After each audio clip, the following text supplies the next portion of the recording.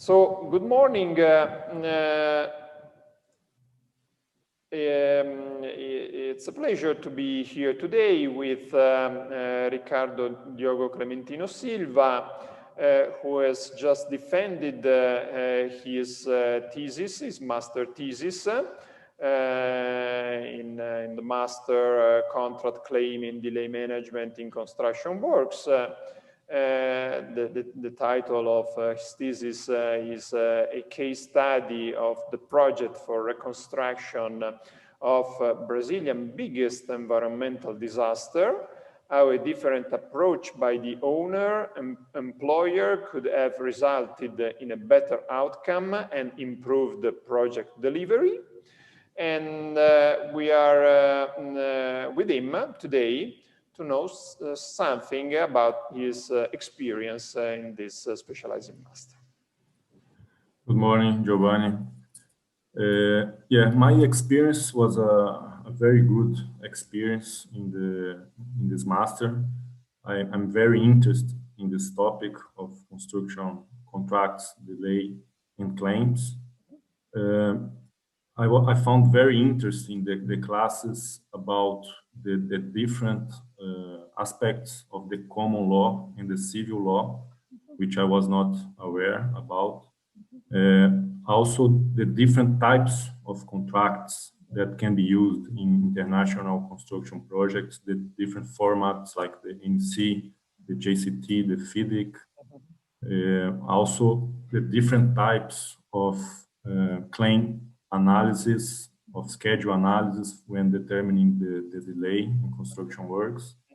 And as an engineer, I have a very technical background, and was very important to see this other side of the construction works, this contractual side, which relates to the law, and which is very important for the success of projects, and also for my day-to-day activities working in infrastructure projects.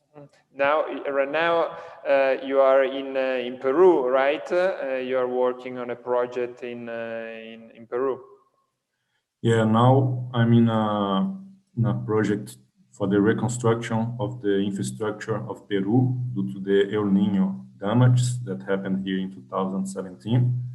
We are doing a consultance to the Peruvian government on the best practices of program and project management, and also involves contractual aspects in claims and delay analysis. Okay, thank you, Ricardo. And would you then show us some slides from your presentation that you think are particularly interesting? Yeah, sure.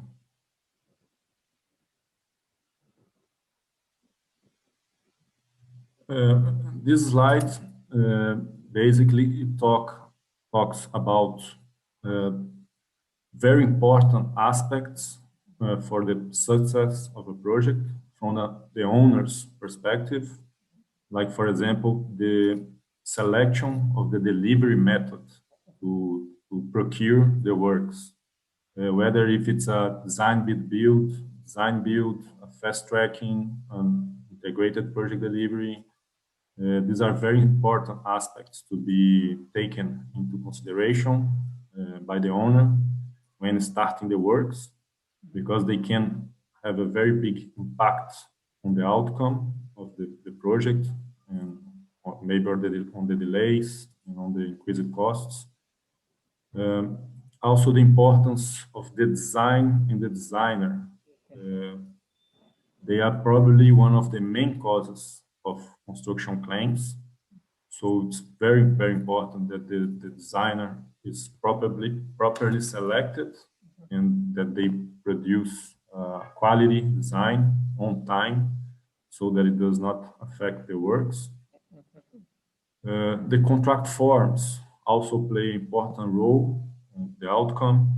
It should be selected the best, the most appropriate contract form, whether it's an NEC, a JCT, and F.lli, or a bespoke contract for that specific project. All of them have advantages and disadvantages. And this is one thing that was very much explained during the master. And finally, the procurement of the design and the contractor, that they need to follow the best practices. They shouldn't be selected just based on their costs of their bids, because most of the times the lowest costs can become the highest costs during the development of the works or the construction of the design. So I think the master helped in understanding better and having a better view of how these aspects are approached in international construction projects. Okay, thank you, Ricardo, and of course, I hope that all the informations and the tools that we tried to provide during this master will keep being helpful for your future professional career. Yes, thank you, Giovanni. I'm sure it will be very helpful. Thank you. Bye-bye, Ricardo. Bye-bye.